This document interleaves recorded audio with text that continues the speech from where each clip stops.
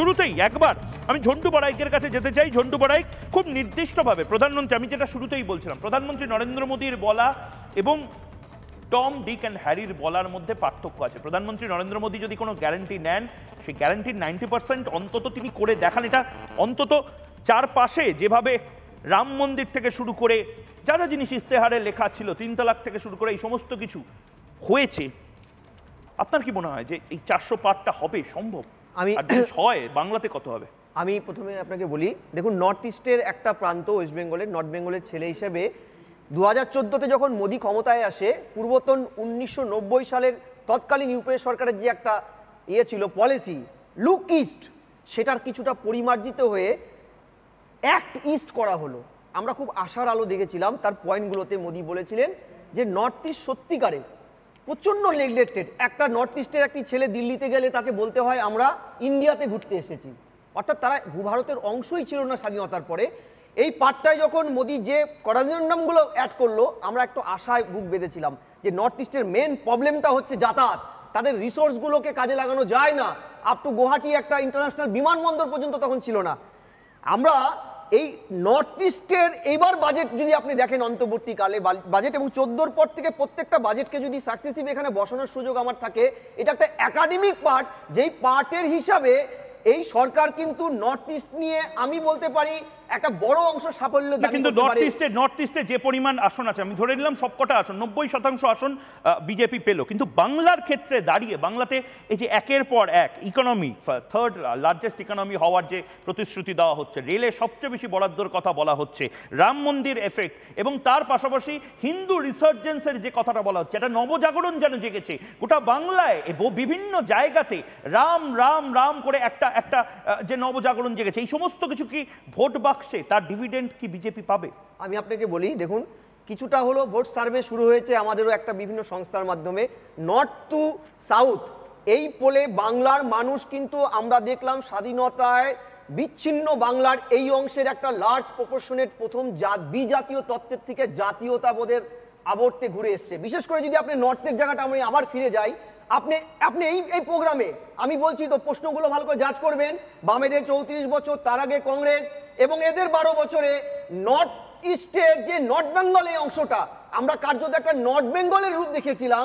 সেটাই কিন্তু মোদী যাতায়াতের মাধ্যমটাকে সুদৃঢ় করে একটা সার্বিক প্রচেষ্টা করেছে। হ্যাঁ, রাজ্যের অন্তর্গত একটা অন্য সরকার থাকলে অনেক কিছু কাজ করতে গিয়ে বাধা পায়, কিন্তু যেই অংশগুলো সেন্ট্রাল গভর্নমেন্টের পার্ট, সেই কাজগুলো কিন্তু সাকসেসফুলি শুধু হয়নি। আপনাকে বলি, আপনাকে এই মুহূর্তে এনজিপি নর্থ ইস্টের যে প্রবেশদ্বার, সেখানে নিউ স্কিমে কতগুলো যোগাযোগ, ইভেন জমি জটে দীর্ঘদিন আটকে থাকার পরে বহু কষ্ট করে বাগডোগরাকে কিন্তু ইন্টারন্যাশনাল একটা নর্থ ইস্টের একটা বড় যাতায়াতের মাধ্যম করতে পেরেছে। হাসিমারা আমার বাড়ির সামনে, যেটা এতদিন আর্মি বেস ছিল, কিন্তু এই জায়গাতে সিএম সেখানে নামেন। একদম শুধু এই জায়গাতে ঝন্টু বড়াইক আপনার কাছে আসবো আবার, কিন্তু আমি অঙ্কনের কাছে যেতে চাই ঠিক এই জায়গাতে, যে জায়গাটার কথা ঝন্টু বড়াইক খুব নির্দিষ্টভাবে বলছেন। নর্থ ইস্টের ক্ষেত্রে লুক ইস্ট পলিসি বিজেপি এই মুহূর্তে নিয়েছে, ভারত সরকারও নিয়েছে, এখন অ্যাক্ট ইস্ট, এবং অ্যাক্ট ইস্টের মধ্যে আরেকটা পলিসি বা একটা মডেল, যেটা আমি নিজে রিপোর্টিং করতে গিয়ে অসমে দেখেছি, ত্রিপুরাতে দেখেছি, এবং নর্থ ইস্টের বিভিন্ন জায়গাতে, ইনক্লুডিং সৈকতগিরি এবং রাজু ঘোষ যে কথাটা বলেন, মণিপুরে দেখে এসেছি। এই যে গোটা যে মডেলটা, সেই মডেলটাকে এই মুহূর্তে প্রধানমন্ত্রী নরেন্দ্র মোদী বলছেন হীরা মডেল। হীরা মডেলটা কি অঙ্কন? H for highway, I for internet, R for railway, A for aviation বা এরোপ্লেন। অর্থাৎ গোটা দেশ যেভাবে কানেক্টেড আছে, নর্থ ইস্ট এবং ইস্টকে সেভাবে কানেক্টেড করা। বাংলা কেন এই হীরা মডেলের সুবিধা পাবে না? এবং প্রথমে তুমি নিজের বক্তব্যটা বলো, কতগুলো এক্সপেক্ট করছো বাংলা থেকে, কতগুলো আসন পেতে পারে? না, প্রথমে আমি বলি যে হীরা মডেল বলুন বা যা মডেল বলুন, পশ্চিমবঙ্গের জন্য যা কিছু করতে চেয়েছে নরেন্দ্র মোদী সরকার বিগত 10 বছরে, তার মধ্যে বেশিরভাগ প্রজেক্ট এই রাজ্য সরকার শুধুমাত্র রাজনৈতিক স্বার্থ চরিতার্থ করতে আটকে দিয়েছে। স্যার বলছিলেন উত্তরবঙ্গের কথা, শুধুমাত্র উত্তরবঙ্গে জমি জটের কারণে রেলের 38টা প্রজেক্ট, হাইওয়ে এক্সটেনশনের 12টা প্রজেক্ট, এবং নতুন হাসপাতাল তৈরি জলপাইগুড়ি জেলা এবং কোচবিহার জেলায় কেন্দ্রীয় সরকারের উদ্যোগে হাসপাতাল তৈরি হবে, তার জন্য জমি দিচ্ছে না। অর্থাৎ স্বাস্থ্য, রেল, সড়কপথ এর জন্য কেন্দ্র সরকার যতটা সদর্থক ভূমিকা শুধুমাত্র উত্তরবঙ্গের জন্য পালন করতে প্রস্তুত রয়েছে, রাজ্য সরকার পালন করছে না। ঘাটাল মাস্টার প্ল্যান স্বাধীনতার পর থেকে দাবি ছিল, পশ্চিমবঙ্গ সরকার বহুবার কান্না এই কান্না গাইতো যে আমাদের কেন্দ্র সরকার দিচ্ছে না দিচ্ছে না দিচ্ছে না।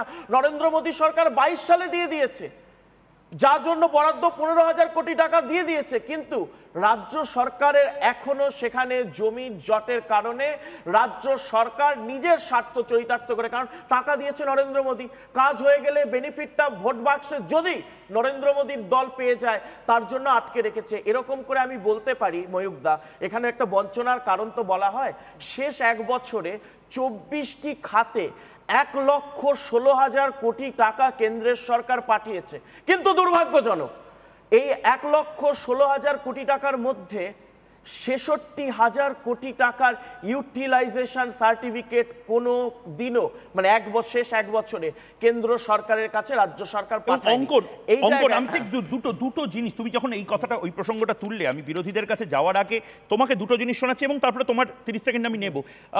যে কথাগুলো তুমি বলছো, আমি ধরে নিলাম যারা এই মুহূর্তে দর্শকরা দেখছেন তারা হয়তো ভাববেন বিজেপির মুখপাত্র, তাকে তো হয়তো ডিফেন্ড করার জন্য এই কথাগুলো বলতে হতে পারে, রাজু ঘোষ সৈকতগিরির মনে হতে পারে যে ও তো বানিয়ে বলছে, কিন্তু ভারতের দুজন খুব গুরুত্বপূর্ণ মন্ত্রী, একজন বাজেট পেশের দিন অর্থাৎ রেল মন্ত্রী অশ্বিনী বৈষ্ণব এবং তার পাশাপাশি ভারতবর্ষের যিনি ফিনান্স মিনিস্টার, দুজন একই কথা বলছেন। একজন বলছেন যে আমরা বাংলাকে যে পরিমাণ টাকা দিয়েছি সেই টাকা আটকে রয়েছে, তার কারণ জমি পাচ্ছে না রেল, এবং তার পাশাপাশি জিএসটি নিয়ে নির্মলা সীতারামন বলেছেন। আমি একবার অনুরোধ করব পিসিআরকে দুজনেরই অর্থাৎ রেলমন্ত্রী এবং অর্থমন্ত্রী দুজনের পরপর প্রতিক্রিয়াগুলো শোনানোর জন্য। आज मोदी जी वेस्ट बंगाल को दे रहे हैं 13,810 करोड़, ये 3 टाइम्स है यूपीए गवर्नमेंट के टाइम में वेस्ट बंगाल को रेलवे के लिए मिलता था। अनफॉर्चुनेटली रेलवे के प्रोजेक्ट्स में स्टेट गवर्नमेंट का कोई इंटरेस्ट नहीं है। स्टेट गवर्नमेंट को कई चिट्ठियां लिख चुके हैं, लगातार फॉलोअप चलता है, अधिकारी के स्तर पे लगातार फॉलोअप होता है, लेकिन अनफॉर्चुनेटली जो सपोर्ट चाहिए वो नहीं मिल पाता है। Payment will be processed now that the AG's certificate has been received, and that is the principle on which compensation cess is being given to every state. Every other state has probably given, except for Nagaland, which has not given AG certificate for any year beginning 2017-18. Sikkim has not given for 3 years, West Bengal has not given for 4 years, and so on. It varies, the position varies.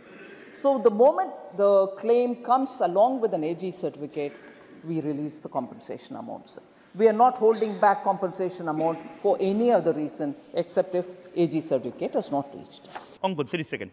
দেখুন, আগামী নির্বাচন দেশের নির্বাচন, দেশ কার হাতে থাকবে, বাংলা কি মুক্তি পাবে? আমি সেটাই বলছি, দেশ কার হাতে থাকবে সেই নির্বাচন। এখন গোটা পৃথিবীর রাজনৈতিক মানচিত্রে মধ্যাহ্নের সূর্যের নাম হচ্ছে নরেন্দ্র মোদী, যাকে আজকে কেবলমাত্র সারা বিশ্ব নয় গোটা পৃথিবীর মানুষ, গোটা পৃথিবীর সমস্ত রাজনেতা চাইছেন। তারা বলছেন Narendra Modi is the boss, কারণ নরেন্দ্র মোদীর নেতৃত্বে ভারত যেভাবে এগিয়েছে গোটা বিশ্ব আজকে তার প্রশংসা করছে।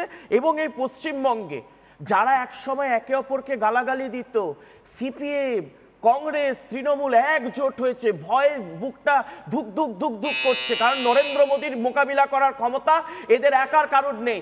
তাই নরেন্দ্র মোদীকে হারাতে খিচুড়ি জোট তৈরি হয়েছে। এতৎসত্ত্বেও এই খিচুড়ি জোটকে হারিয়ে পশ্চিমবঙ্গ থেকে 35+ আসন বিজেপি জিতবে, এদের জামানত হারিয়ে যাবে।